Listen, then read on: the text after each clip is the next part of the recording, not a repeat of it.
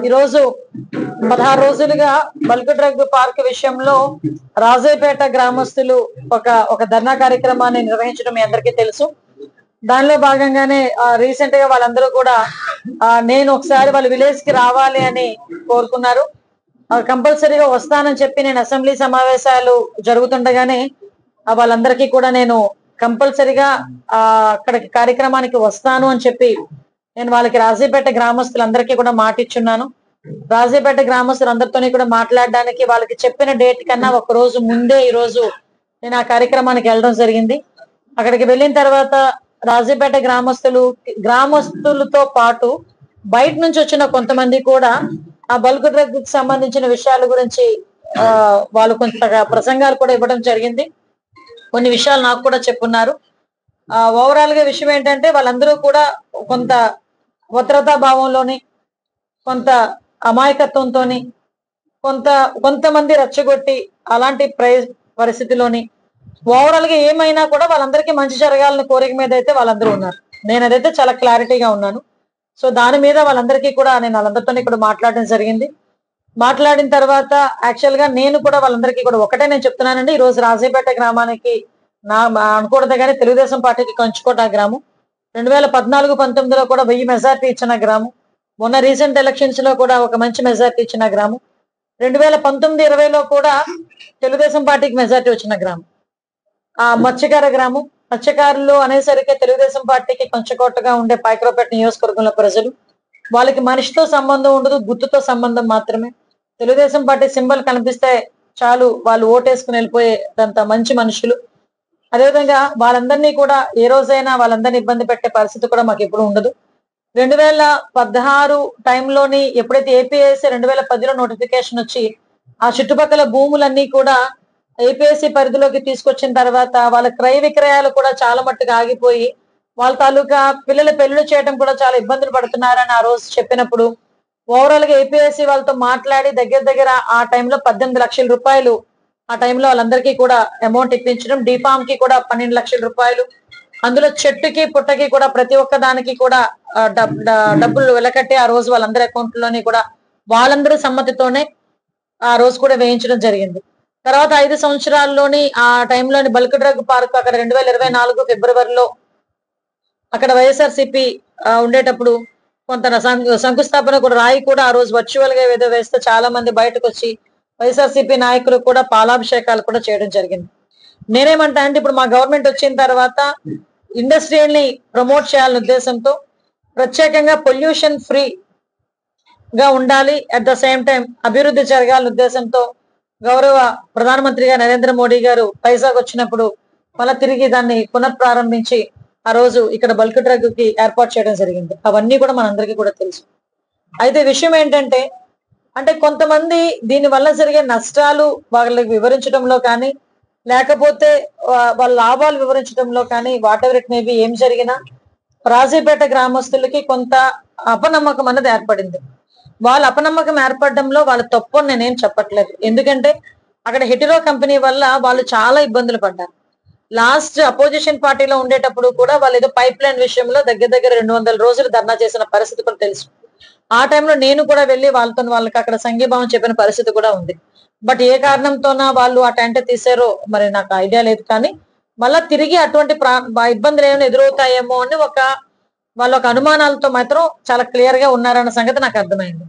నేను దానికి సంబంధించి ఈ రోజు వాళ్ళతో మాట్లాడేటప్పుడు కూడా చాలా క్లియర్ గా నేను అక్కడున్న వాళ్ళందరికీ కూడా నేను ఒకటే కోరుకున్నా, అమ్మ మీరందరూ కూడా సమస్య చెప్పారు, ఈ సమస్యని పరిష్కరించాలి అనుకుంటే డెఫినెట్ గా మీరందరూ కూడా ఒక కమిటీ కింద అందరూ రాలేరు కాబట్టి కొంతమంది కమిటీ ఆల్ పార్టీస్ నుంచి, నేను పార్టీలకు సంబంధం లేదు కూడా ఏం అవసరం లేదు, నా నియోజకవర్గంలో నా గ్రామంలో నేను చాలా నా కుటుంబంలో ఉన్నట్టుగా నేను ఫీల్ అవుతాను. కాబట్టి మీరు ఒక కమిటీ ఏర్పాటు చేసుకొని దసరా తర్వాత చెప్తే డెఫినెట్ గా నేను ఆ కమిటీని గౌరవ సీఎం గారి దగ్గరికి, గౌరవ డిప్యూటీ సీఎం గారి దగ్గరికి, లోకేష్ గారి దగ్గరికి తీసుకెళ్లి మీ సమస్యను వివరించి మీ సమస్యకి పరిష్కారం ఇస్తాను అని చెప్పి చాలా క్లియర్ గా చెప్పాను. అయితే వాట్ ఎవర్ ఏం జరిగినా వాళ్ళలో కొంత భయం అని గానీ వాళ్ళలో కొంత అభద్రతా భావం ఉంది కాబట్టి, వాళ్ళ సొంత పిల్లనే కాబట్టి, వాళ్ళ ఇంట్లో ఆడపిల్లనే కాబట్టి నా దగ్గర ఉన్న చనువుతోనైనా వాట్ ఎవర్ మేబీ నా దగ్గరికి వచ్చారు, నాతో మాట్లాడారు. మీరందరూ కూడా అబ్జర్వ్ చేసే ఉంటారు. అక్కడ నేను ఏదో ఫోర్స్ ఉపయోగించుకోనో లేకపోతే ఇంకో కార్ ఎక్కేసో నేను రాలా. నేను అక్కడే నుంచున్నాను, మైక్ పట్టుకున్నాను, వాళ్ళందరినీ కన్విన్స్ చేసుకున్నాను. వాళ్ళందరూ ఏదైతే నాతో చెప్పారో, అమ్మ ఆ వర్క్ కొంచెం ఆపండి అమ్మా అన్నారు, ఆపుతానని చెప్పాను. మీ తరపున నేను మాట్లాడతానని చెప్పాను. నేను ఆల్రెడీ ఆ పరిస్థితులు ఆ పొజిషన్ లో ఆల్రెడీ నేను ఇప్పుడు అధిష్టానంతో మాట్లాడే పరిస్థితి కూడా ఈరోజు తీసుకొచ్చుకున్నాను. మేము ఉన్నాం. ఈ రోజు మత్స్యకారులు వేట నిషేధ సమయంలో 10,000 రూపాయలున్న ఆ 10,000 రూపాయలని 20,000 రూపాయలు చేయడానికి గల కారణం కూడా మీకు చెప్తాను. నేను ఈరోజు చాలా ఆ రోజు ఒకసారి సీఎం గారు, ఇప్పుడు సీఎం గారు అప్పుడు ప్రతిపక్ష నాయకుడు వైజాగ్ లో ఒక్క మత్స్యకార నాయకులతో ఒక మీటింగ్ పెట్టారు మనకి స్టేడియం దగ్గర కన్వెన్షన్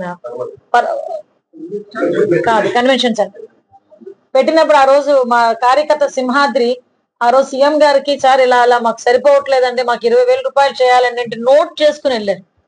తర్వాత క్యాబినెట్ మాకు పోల్ బ్యూరో టైంలో ఈ 20,000 రూపాయలు ఇవ్వాలి మత్స్యకారు సోదరులు కోరారు అంటే మనం ఇవ్వగలమా అంటే ఇచ్చి తీరాలి అని చెప్పి ఆ రోజు 20,000 రూపాయలు ఆ రోజు అనౌన్స్ చేసి ఆఖరికి మొన్న రీసెంట్ గా కూడా మత్స్యకార భరోసాకి మనకి మత్స్యకార సేవలు అని చెప్పి ఈ రోజు వాళ్ళందరికీ కూడా 25,000 రూపాయలు ఇవ్వడం జరిగింది. ఈ రోజుకి కూడా మత్స్యకారులు సముద్రం మీదకి వెళ్తే వాళ్ళకి మనకి ఎల్ఈడి లైట్స్ గాని మళ్ళా జియో ట్యాకింగ్ కి సంబంధించి వాళ్ళకి తెలియడానికి కూడా జియో ట్యాకింగ్ సంబంధించిన మిషన్స్ గాని ఇవన్నీ ఇచ్చింది గవర్నమెంట్.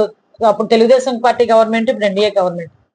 మీకు ఆ రోజు కూడా చాలా మంది మత్స్యకారులకి తొందరగా వాళ్ళు శక్తిని కోల్పోతారు సముద్రం మీదకి వెళ్తే అంటే వాళ్ళకి 50 సంవత్సరాలకే పెన్షన్ ఇచ్చిన ఘనత కూడా గౌరవ ముఖ్యమంత్రి చంద్రబాబు నాయుడు గారికి.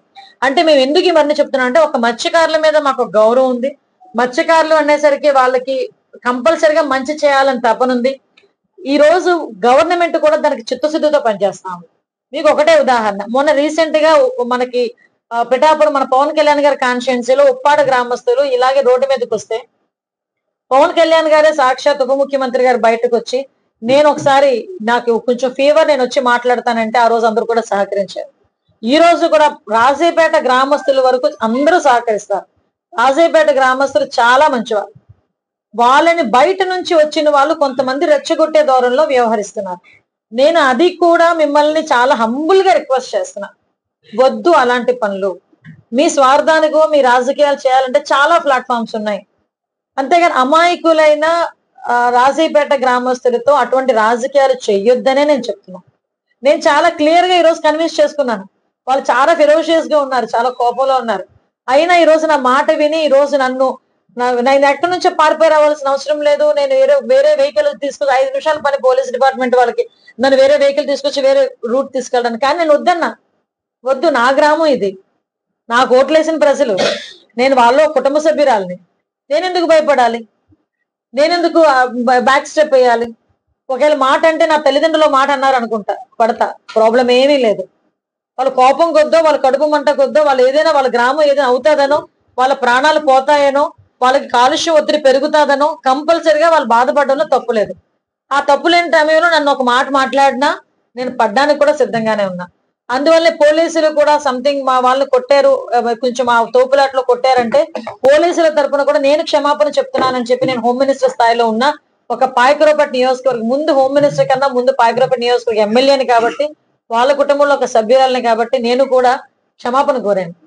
ఒకటి మాత్రం నిజమండి, నేను మత్స్యకారుల విషయంలో ఈ గవర్నమెంట్ ఎప్పుడు కూడా చిత్తశుద్ధితో పనిచేస్తాను. ఈ రోజుకి కూడా నేను వాళ్ళందరినీ కూడా ఒకసారి నేను మళ్ళా మాట్లాడతాను. నాకేమీ భయం లేదు, నాకేమీ అనుమానం లేదు. వాళ్ళు నా మాట అర్థం చేసుకోగలరు.